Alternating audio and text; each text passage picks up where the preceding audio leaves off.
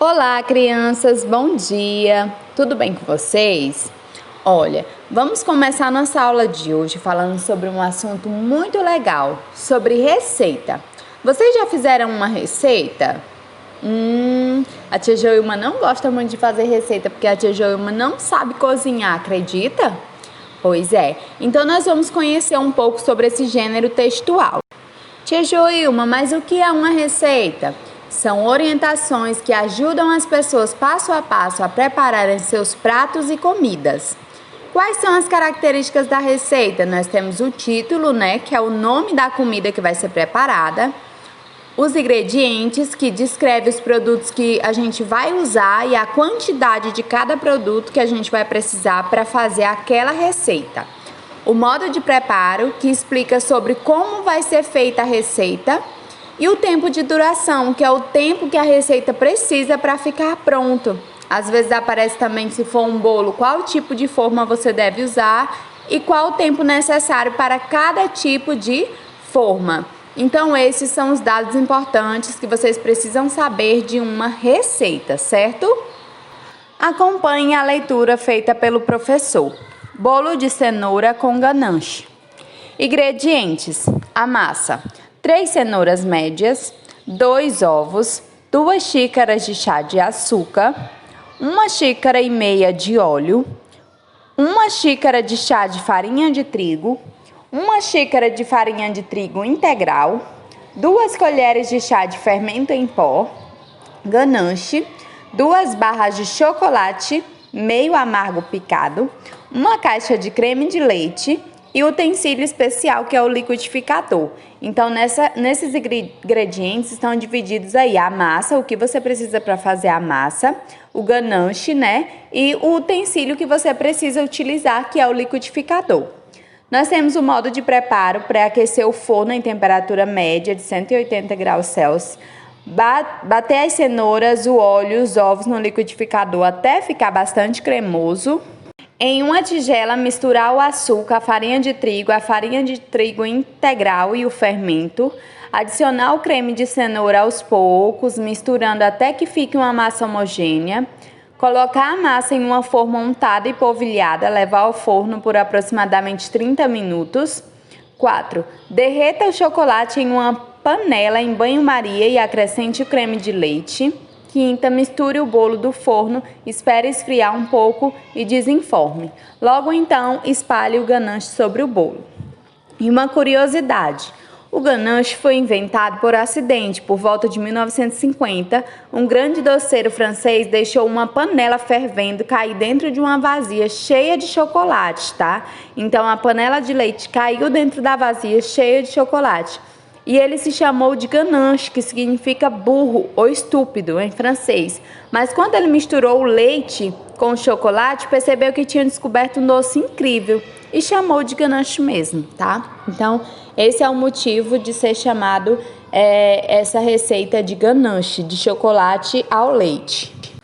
Na página 35, nós vamos fazer uma pequena interpretação, começando aí da segunda questão, que fala qual é o título. Então, qual é o título da receita? A tia Joilma já falou para vocês que é o nome da receita que vai ser feita. Terceira questão: qual é a finalidade desse texto? Qual o objetivo desse texto? Incentivar o leitor a comer bolo de cenoura? Ensinar a fazer um bolo ou convencer alguém de que bolo de cenoura é saudável? Então, vocês vão marcar uma dessas 3 alternativas. Procurem a correta e marque. Quarta questão: esse texto é um poema, uma notícia ou uma receita? Quinta questão: para quem esse texto foi escrito? Para as crianças ou para os adultos? Dá para vocês observarem aí pela forma que foi feita a receita. E também lá abaixo da receita, vocês poderão ver que tem aí, tem criança na cozinha, culinária divertida, São Paulo, ciranda cultural. Então, isso aí faz parte de uma página de revista, e essa revista, tem criança na cozinha. Então, provavelmente, essa informação é para as crianças, tá? O que você observou no texto para identificar o público leitor? Vocês podem olhar a página, que é bastante colorida, né? Bem criativa.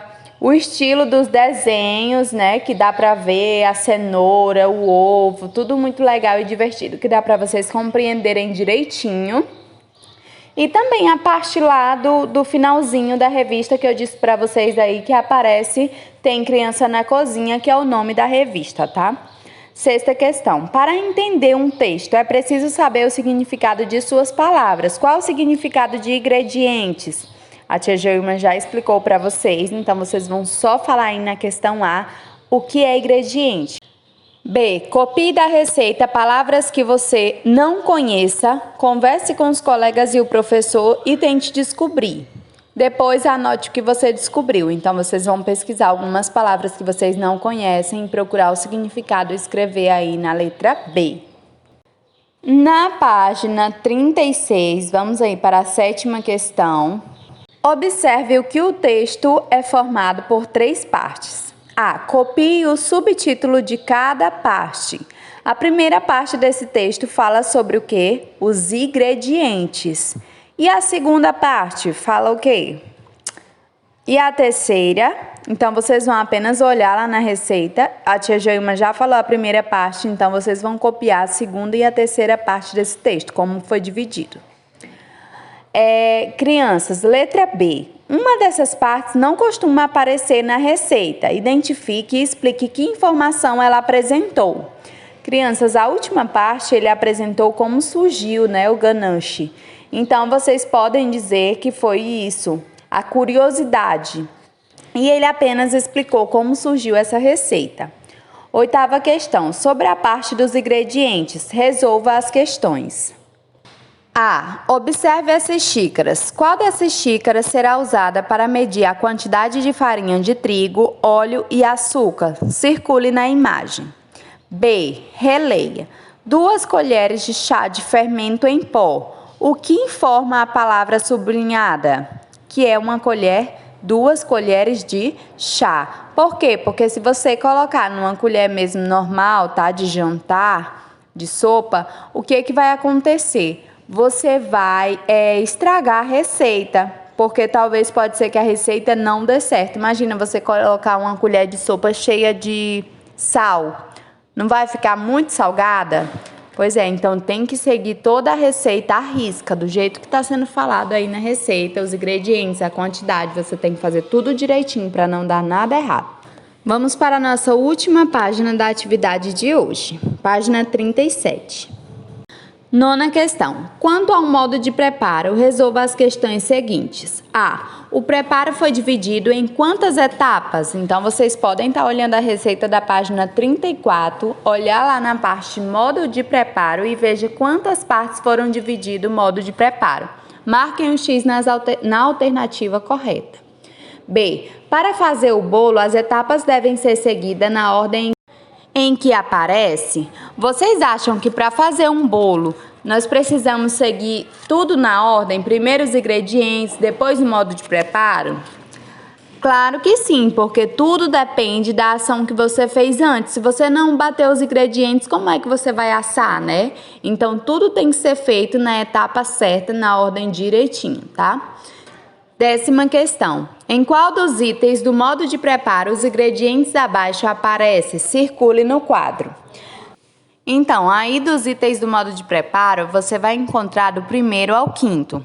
No primeiro, apareceu cenoura?